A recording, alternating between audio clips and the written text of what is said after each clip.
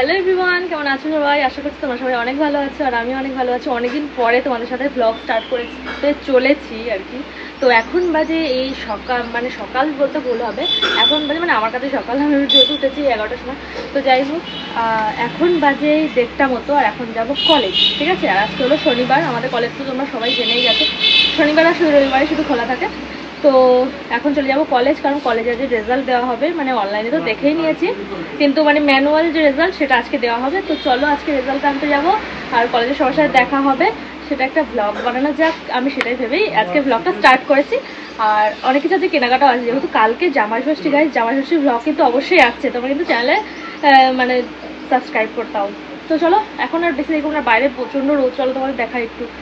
তো চলো একবারে যাই, এখনই ঘেমে যাচ্ছি যা হবে রাস্তায়। তো চলো বেরিয়ে আবার কলেজে গিয়ে নাহলে দেখা হচ্ছে। তো তারপরে চলে গেছিলাম সোজা কলেজে। আর কলেজে গিয়ে দেখো আমাদের ডিওডিএল অফিসের সামনে চলে গিয়েছি, তখনও কিন্তু সেরকম ভিড় ছিল না। তারপরে দেখো কত ভিড় হয়ে গিয়েছিল, মানে সবাই সেই টাইমেই চলে এসেছিল। আর এই যে আমি জায়গা পেয়ে বসেও পড়েছি একটুখানি, আর যা যা লাগবে ডকুমেন্টস নিয়ে। আর এই যে দেখো আমার আসার পরেই কিন্তু সব লাইন ভরতে গেছিলো, তারপরে এই যে সই করে রেজাল্টটা জাস্ট নিয়ে নিলাম। ফাইনালি পেয়ে গেছি আর এখন আমরা সবাই এখানে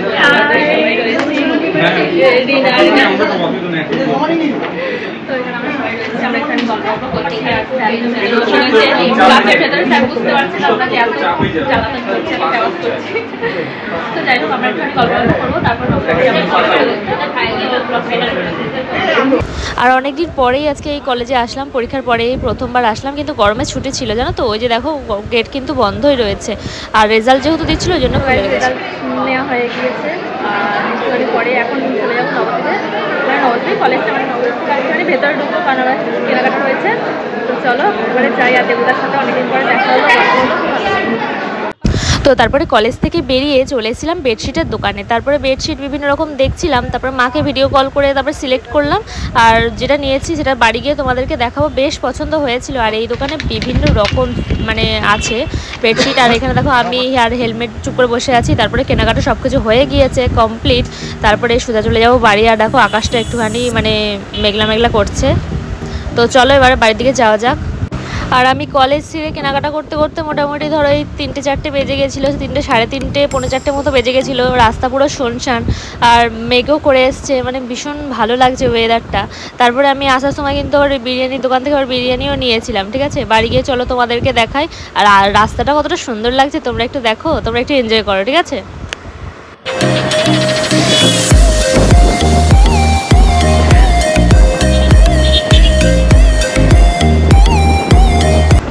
আর এই জায়গাটা তো তোমাদের সাথে অনেকদিন পরে শেয়ার করছি।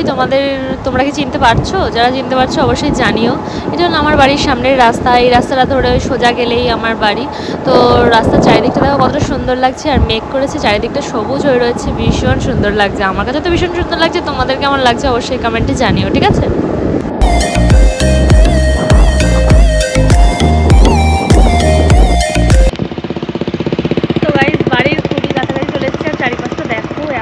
সুন্দর লাগছে যে না দাঁড়িয়ে আর পারলাম না, খুব সুন্দর লাগছে চারিদিকটা। তো আর সাউন্ড আর সাউন্ড দেখো জাস্ট গাইস, কি সুন্দর লাগছে চারিদিকটা, সবুজ আর আকাশটা মেঘ করে। তারপরে জানো তো বাড়ি আসার সঙ্গে সঙ্গে ঝমঝমিয়ে বৃষ্টি স্টার্ট হয়ে গেছিলো, আর একটু দেরি হলেই ভিজে যেতাম রাস্তার মাঝখানে। তারপরে দেখো বিরিয়ানি নিয়ে চলে এসেছি, আর বিরিয়ানিটা খেতে এতটা টেস্টি ছিল আজকে কি বলবো। কিন্তু জানো তো দুঃখের বিষয়ে কোনো লেগ পিস দেয়নি। তো যাই হোক চলো খাবার দাবার খেয়ে নিই, খেয়ে একটু রেস্ট করবো, কারণ আজকে বিকেলে আবার দিদিরা আসবে। তো তারপরে সন্ধ্যেবেলা চলে গেছিলাম এই যে পার্লারে, তোমরা দেখতে পেলে। তো গাইজ বিকেলের পরে তোমাদের সাথে আর কথাই হলো না, বিকেলের পরে চলে এসেছি একটুখানি আমাদের বিদ্যানগর মোড়ে, সেখানে প্রথমে পার্লারে এসেছি, কারণ আইব্রোটা একটু সেট করতে হবে, কারণ সামনেই যেহেতু ষষ্ঠী রয়েছে প্লাস আমাদের বাড়িতে পুজোও রয়েছে, তার জন্য মানে প্রত্যেক মাসে মাসে আমি করি। তো এটা করবো, তারপরে মিষ্টির দোকানে যাবো। আর একটা দর্জির দোকান থেকে এখনই আসলাম, কারণ 2-3টা জামা ওখানে দিতে হয়েছে, মানে সাইড খাপানোর জন্য। তো চলো আইব্রো করে বেরিয়ে তোমাদের সাথে আবারও কথা হচ্ছে। আর আজকে সবচেয়ে বড় কথা, আজকে হলো দিদিরা জামাইবাবু আসবে, কারণ কালকে হলো ষষ্ঠী। তো তারপরে মিষ্টির দোকানে চলে এসেছিলাম। মা বলেছিল যেহেতু ষষ্ঠী উপলক্ষে 6 রকম মিষ্টি দিতে হয়, তার জন্য তোর পছন্দ মতো 6 রকম মিষ্টি নিয়ে আসবি।